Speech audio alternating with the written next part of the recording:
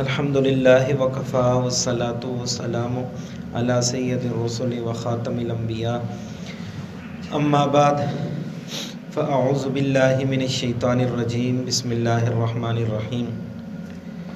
وبشر الذین آمنوا وعملوا الصالحات ان لهم جنات تجری من تحتها الانہار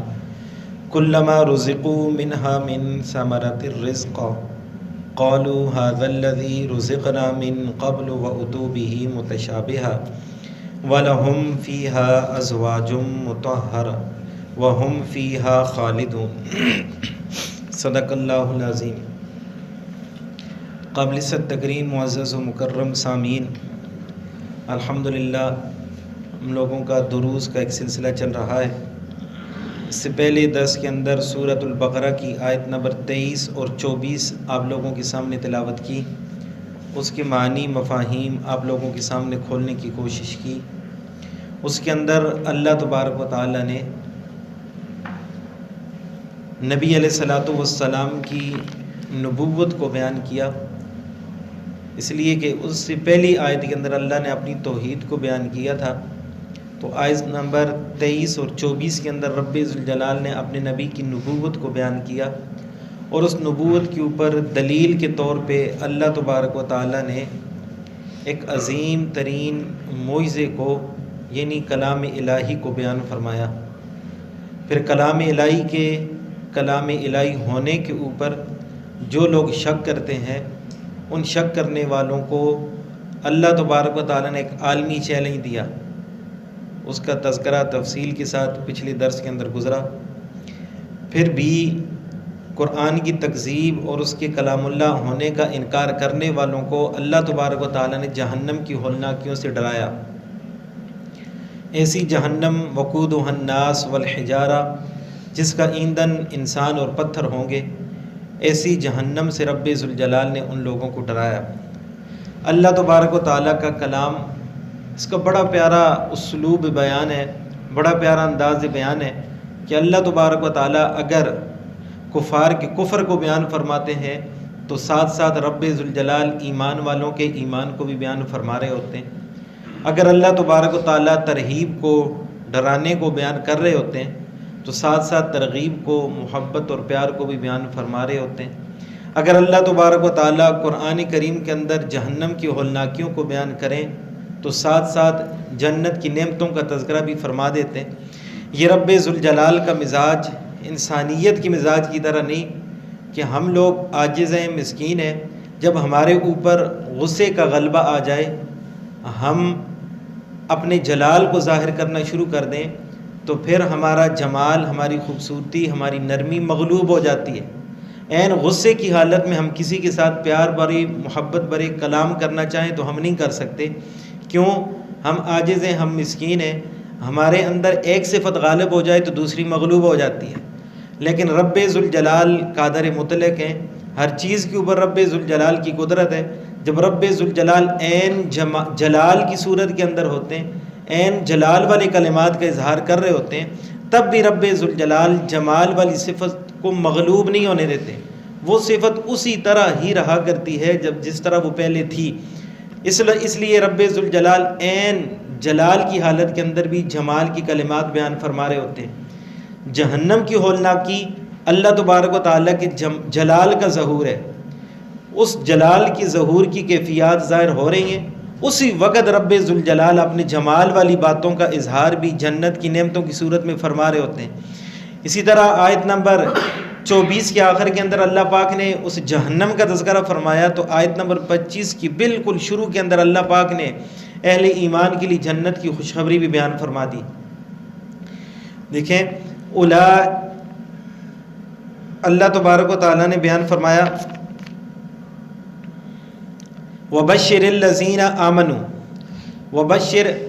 اے نبی آپ خوشخبری سنا دیں، الذین ان لوگوں کو، آمنوا جو ایمان لائے، وعملوا الصالحات اور نیک اعمال کیے، ان لہم جنات ان کے لیے باغات ہیں، تجری من تحتها بہتی ہیں ان کے نیچے انہار نہریں، کلما رزقوا جب بھی رزق دیے جائیں گے، منہا اس جنت میں، یہ جنتی، من ثمرۃ الرزق پھلوں میں سے رزق دیا جانا، تو قالو یہ جنتی کہیں گے ھذا الذی یہ تو وہی رزق ہے، رزقنا جو ہمیں روزی دیا گیا، من قبل اس سے پہلے۔ لیکن اللہ تبارک و تعالیٰ فرما رہے ہیں وَأُتُوا بِهِ حالانکہ ان کو دیا جائے گا متشابہن ملتا جلتا رزق، جس طرح وہ سمجھ رہے ہیں کہ ہمیں اس جیسا پہلے رزق دے دیا گئے، ایسا نہیں ہوگا، لیکن اس سے ملتا جلتا رزق ان کو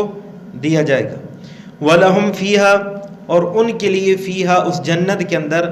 ازواجن بیویاں ہوں گی، مطہرۃ پاکیزہ، وَهُمْ فِيهَا خالدون اور وہ اس کے اندر ہمیشہ ہمیشہ رہیں گے۔ وبشر سے اللہ تبارک و تعالیٰ اپنے نبی کو حکم دے رہے ہیں کہ آپ اہل ایمان کو جنت کی خوشخبری سنا دیں۔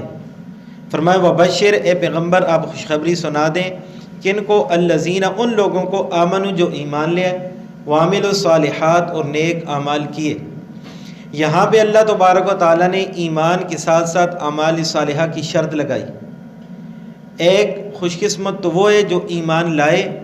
اور اس کو اعمال کرنے کا موقع ہی نہ ملے، اللہ پاک اس کی روح کو اس کو قفس عنصری سے نکال لیں، قبضے میں کر لیں، وہ بندہ تو ڈائریکٹ جنتی ہے۔ لیکن جس بندے کو زندگی مہلت دے دے، اعمال کرنے کا موقع اس کو مل جائے، تو پھر اس کے ایمان کے لیے، اس کے ایمان کو مکمل کرنے کے لیے، اس کو کلی طور پہ کامیاب کرنے کے لیے اعمال صالحہ شرط ہیں۔ اگر نہیں کرے گا تو جزئی طور پہ کامیاب ہوگا کہ یہ بندہ گناہوں کی وجہ سے، اعمال صالحہ نہ کرنے کی وجہ سے جہنم کا ایندھن بنے گا، جہنم کے اندر جائے گا، اس جہنم کے اندر اس کے گناہوں کا وبال یا زنگ جب اتر جائے گا، پھر اللہ تبارک و تعالیٰ اس کو جنت میں لے جائیں گے۔ کلی طور پہ کامیابی کے لیے شرط ہے ایمان کے ساتھ ساتھ اعمال صالحہ، نیک اعمال، اور صرف نیک اعمال ہوں، ایمان نہ ہو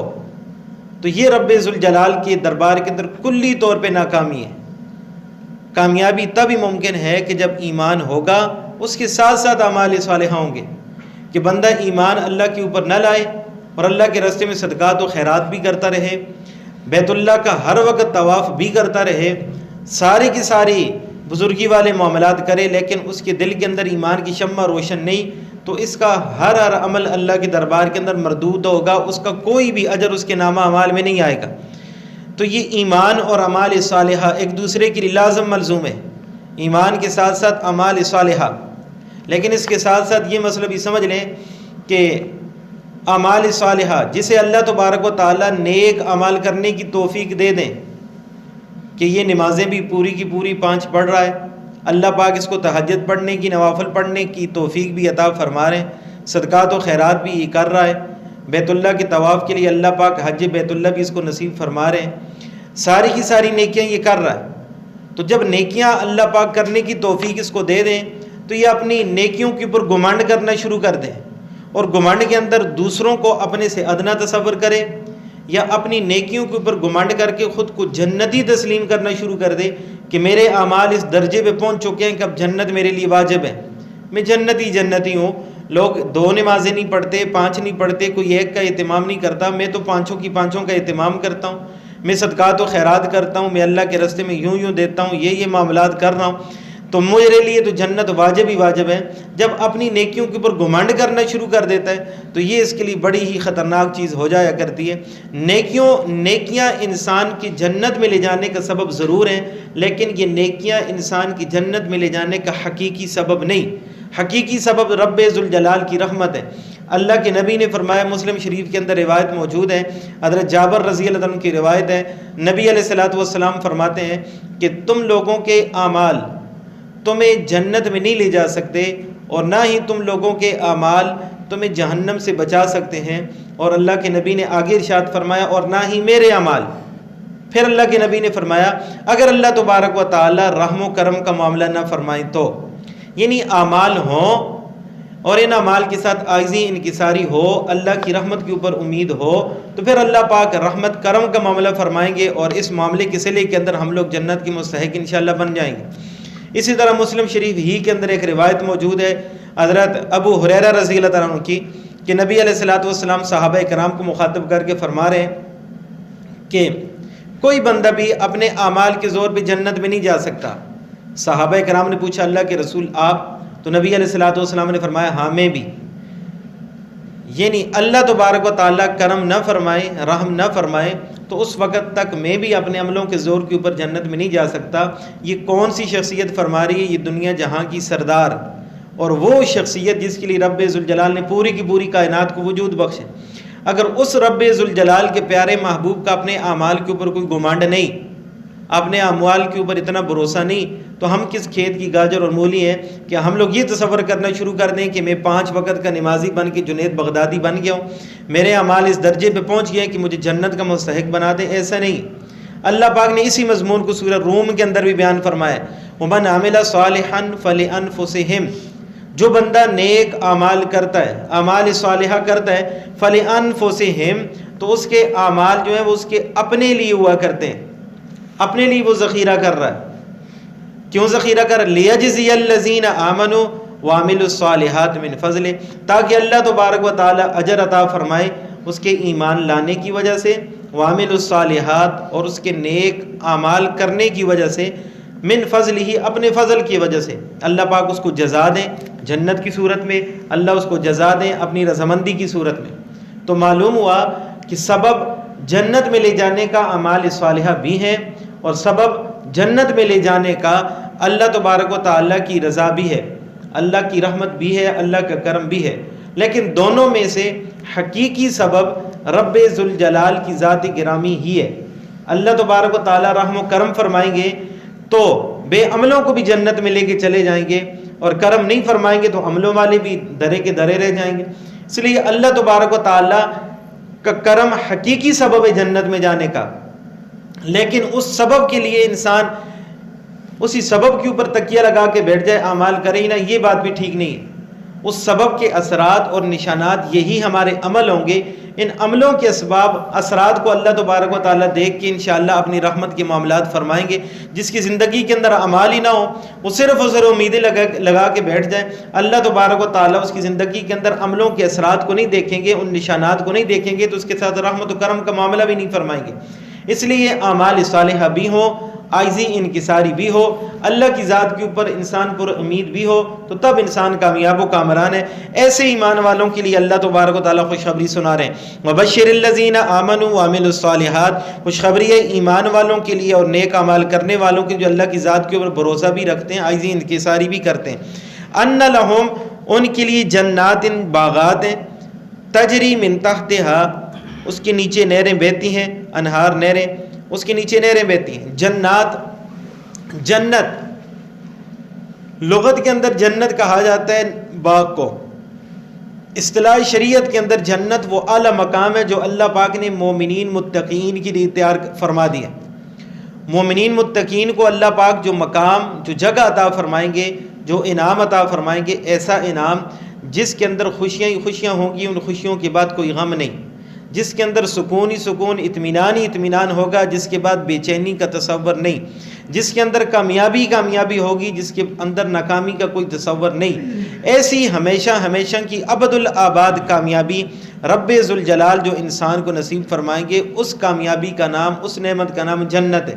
تو اللہ تبارک و تعالیٰ اہل ایمان کو اور اعمال صالحہ کرنے والوں کو ایسی جنت کی بشارت دے رہے ہیں. تجری من تحتہا، اس کے نیچے نہریں بہتی ہوں گی. اس جنت جو باغات اس کو ملیں گے، جو باغ بالا خانے اس کو نصیب ہوں گے، ان کے نیچے نہریں بہتی ہوں گی. تو جو بالا خانے اور درخت باغات اس کو نصیب ہوں گے، ان کے اندر سے نیچے سے ایک نہروں کا سلسلہ جاری ہوگا، جس کے اندر دودھ کی نہر بھی ہوگی، شہد کی نہر بھی ہوگی، شراب کی نہر بھی. شراب ایسی جو عقل کو معاف نہ کرے، شراب ایسی جو اس کے لیے حرام نہ ہو، شراب ایسی جو اس کی راحت کا سامان بھی بنے، شراب ایسی جو اس کی تقویت کا سبب بھی بنے. ایسی شراب رب ذوالجلال ایسی شرابوں کی نہریں بھی اس کے لیے جاری فرما دیں گے. اور یہ نہریں دنیا کے اندر جو ہوتی ہیں، یہ زمین کے اندر کھڈے بنا دیتی ہیں، گڑھے بنا دیتی ہیں. لیکن جو جنت کی نہریں ہوں گی، اللہ کے نبی فرماتے ہیں وہ زمین کے اندر گڑھے نہیں بنائیں گی، بلکہ نہر کوثر کے بارے میں اللہ کے نبی فرماتے ہیں اس کے دونوں جو کنارے ہیں وہ خالص موتیوں کے جبے ہیں، سچے موتیوں کے جبے بنے ہوئے ہیں. اور اس کی جو مٹی ہے، اللہ کے نبی فرماتے ہیں خالص مشک جو خوشبو ہوتی ہے، خالص مشک والی اس کی مٹی ہے، خوشبو والی. اور اس کے اندر جو ذرات ہیں، اللہ کے نبی فرما رہے ہیں وہ لولو، موتی اور جواہرات ہیں، ہیرے جواہرات اس کے کنکر ہوں گے۔ اتنی بہترین بہترین نعمتیں اللہ پاک نے ہم لوگوں کے لیے جنت کے اندر تیار کر رکھی ہیں۔ اللہ پاک ہم سب کی مقدر ان نعمتوں کو فرما دے۔ ان جنت کے اندر ان باغات، ان نہروں کا تذکرہ کرنے کے بعد اللہ پاک فرما رہے ہیں کلما رزقوا منها من ثمرۃ الرزق، جب بھی وہ جنتی جنت کے اندر پھلوں میں سے رزق دیے جائیں گے، ان کو پھلوں کے ساتھ رزق دیا جائے گا، تو جب وہ رزق کو دیکھیں گے تو قالو کہیں گے ھذا الذی رزقنا من قبل، یہ تو وہی روزی ہے، یہ تو وہی پھل ہیں جو اس سے پہلے ہم لوگوں کو روزی دے دیے گئے ہیں۔ تو اللہ پاک فرما رہے ہیں حالانکہ ایسی بات نہیں ہے، وَأُتُوا بِهِ مُتَشَابِهًا، ان کو ملتے جلتے پھل دیے جائیں گے۔ اس کے اندر 2-3 اقوال ہیں، 2-3 تفاسیر علماء کرام نے لکھی ہیں۔ ایک تفسیر تو یہ لکھی ہے کہ دنیا کے اندر اللہ تبارک و تعالیٰ نے بڑے بہترین بہترین پھل انسان کو نصیب فرما دیے، مختلف قسم کے پھل ہیں، انار بھی ہے، آم بھی ہے، اور طرح طرح کے پھل ہیں۔ جنت کے اندر جب جنتی چلے جائیں گے تو اس جنت کے اندر بھی ان کو دنیاوی پھلوں کی شکل و صورت والے پھل وہاں بھی نصیب ہوں گے۔ حیت اور جسامت کے اعتبار سے تو ایسے نہیں ہوں گے، دنیا کا سیب اتنا سا ہے، جنت کے سیب کی جسامت کتنی بڑی ہوگی ہم اندازے نہیں کر سکتے، لیکن شکل و صورت کے اعتبار سے ایسے ہی ہوں گے۔ تو جب شکل و صورت ایسی ہوگی، حیت اور جسامت ان کی جنت والی بہت اعلیٰ ہوگی، لیکن پھر بھی جب ان کو دیکھیں گے تو جنتی لوگ کہیں گے یہ والے پھل تو ہمیں پہلے بھی دیے گئے، یعنی دنیا کے اندر بھی ہم ایسے پھل کھا چکے ہیں۔ تو جب ان کو کھانا نصیب ہوگا، ان پھلوں کو کھانا چاہیں گے، جب کھائیں گے تو ان کو ایسی لذت محسوس ہوگی کہ ان کی آنکھیں کھل جائیں گی۔ یہ ہم تصور کر رہے تھے کہ یہ رزق ہم لوگوں کو پہلے دے دیا گیا، حالانکہ ایسی چیز تو ہم نے تصور میں بھی نہیں سوچی تھی کہ کتنی لذیذ ہوگی۔ تو اللہ پاک وہاں پہ اس کی لذت کا اظہار ان کے اوپر فرمائیں گے تو ان کی آنکھیں کھل جائیں گی۔ ایک تفسیر تو علماء نے یہ کی احادیث کی روح سے۔ دوسری تفسیر یہ کی کہ دنیاوی پھلوں کا تذکرہ ہی نہیں ہے، کہ جنت کے اندر وَلَكُمْ فِيهَا مَا تَشْتَهِيهِ الْأَنفُسُ وَلَكُمْ فِيهَا مَا تَدَّعُونَ، جو بندہ چاہے گا، جو اس کے دل کے اندر خواہش پیدا ہوگی، اللہ تبارک و تعالیٰ وہ کچھ اس کو عطا فرما دیں گے۔ تو جنت کے اندر وہاں پہ اس کا آم کھانے کا دل چاہے گا، انار کھانے کا، پھل کھانے کا دل چاہے گا، تو اللہ تبارک و تعالیٰ اس کو وہ والی چیز عطا فرما دیں گے۔ جب اس پھل کو کھا لے گا، پھر اگلے دن دوبارہ اسی پھل کو کھانے کی دوبارہ طبیعت چاہے گی، اللہ تبارک و تعالیٰ کے حکم سے پھر اس کے سامنے اس قسم کے پھل آ جائیں گے، تو وہ کہیں گے یہ تو وہی والے پھل ہیں جو پہلے ہم لوگوں کو روزی دے دیے گئے، یہ تو وہی والے ہیں جو ہم پہلے کھا چکے ہیں ایک مرتبہ۔ لیکن اللہ پاک فرما رہے ہیں وَأُتُوا بِهِ مُتَشَابِهًا، یہ حقیقت میں وہ والے نہیں ہوں گے، ان کے مشابہ ہوں گے، ان سے ملتے جلتے ہوں گے، شکل و صورت پہلے دن کے پھل کھانے والوں ہی پھلوں کی طرح ہوگی، لیکن ان پھلوں کو جب کھائیں گے تو ان کا مزہ، ان کی چاشنی، ان کے اندر لطف پہلے دن کے پھل کھانے کی نسبت کئی درجے زیادہ ہوگی۔ تو جو جنت کے اندر دن گزرتے جائیں گے، ان کے اندر لذتیں، ان کے اندر سکون، ان کے اندر مزوں کے اندر اضافہ ہی ہوتا چلا جائے گا، کمی کا تصور ہی نہیں ہے۔ تیسری تفسیر علامہ شاہ اشرف علی تھانوی رحمہ اللہ نے فرمائی ہے، وہ فرماتے ہیں کہ یہاں سے پھلوں سے مراد حقیقی پھل نہیں ہے،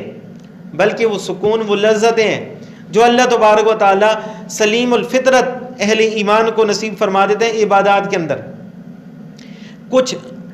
فطرت سلیمہ کے اوپر کاربند اہل ایمان جب عبادت شوق ذوق کے ساتھ کرتے ہیں تو اس درجے، اس لیول پہ پہنچ جاتے ہیں کہ جب وہ عبادات کرتے ہیں تو انہیں عبادات کے اندر مزہ آتا ہے، ایک لطف آتا ہے۔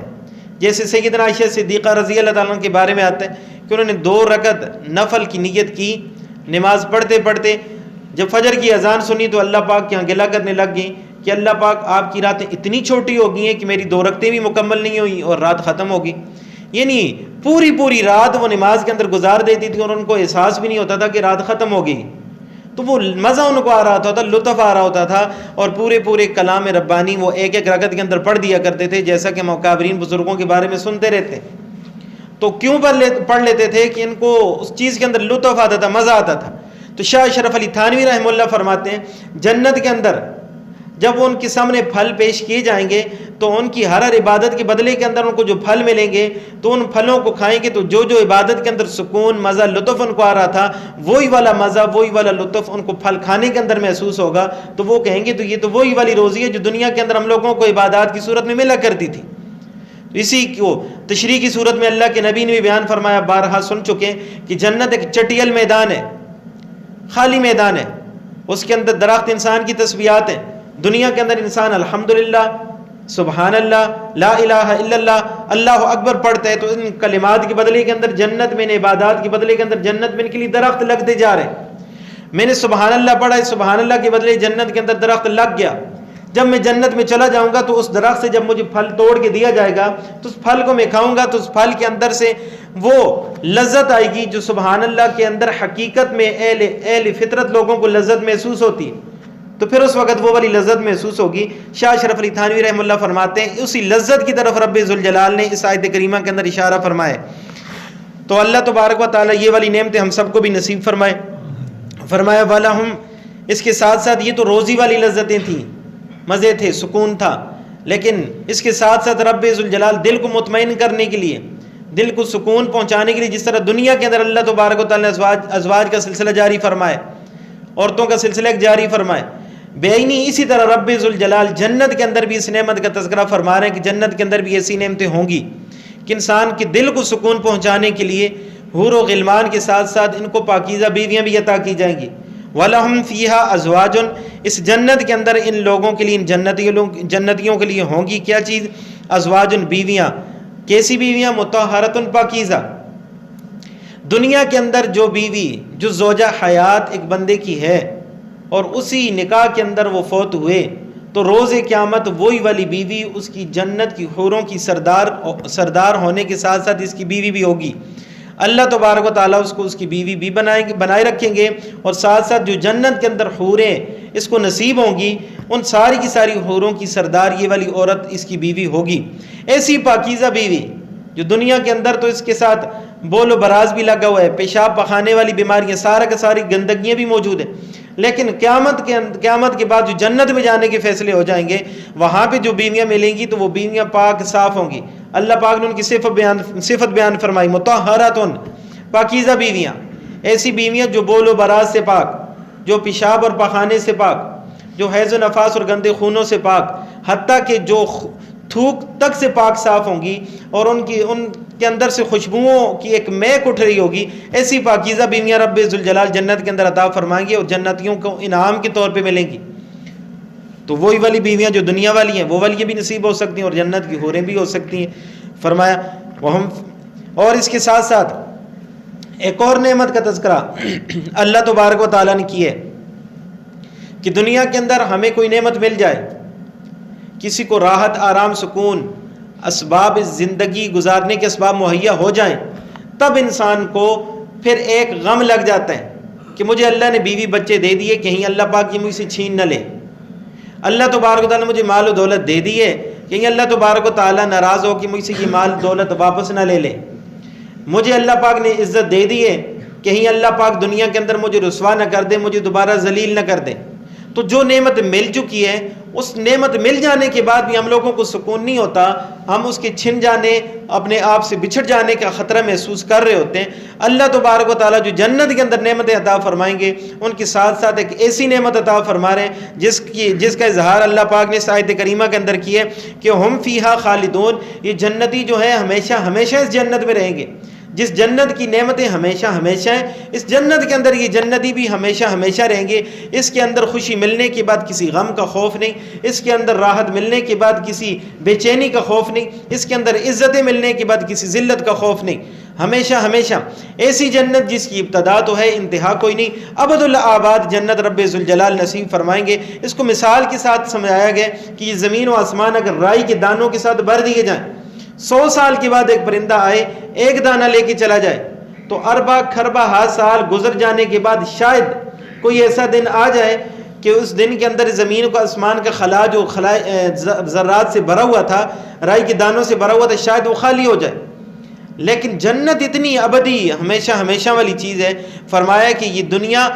رائی کے دانوں کے ساتھ بھری ہوئی، ایک پرندہ 100 سال کے بعد آ کے اس میں سے دانہ لے کے جائے، شاید اس کو خالی کر دے، لیکن جنت کا عرصہ کبھی بھی ختم ہونے والا نہیں ہے۔ اللہ تبارک و تعالیٰ اس کو ختم نہیں فرمائیں، ابتدا ہے اس کی انتہا نہیں۔ اللہ تبارک و تعالیٰ ایسی پاکیزہ جنت جس کی ابتدا ہے انتہا نہیں، اللہ تبارک و تعالیٰ ہم سب کو نصیب فرمائے۔ جو کچھ کہا آپ حضرات نے سنا، اللہ تبارک و تعالیٰ شوق ذوق کے ساتھ ہم سب کو سننے کی، اس کے اوپر عمل پیرا ہونے کی توفیق نصیب فرمائے۔ وآخر دعوانا الحمدللہ رب العالمین۔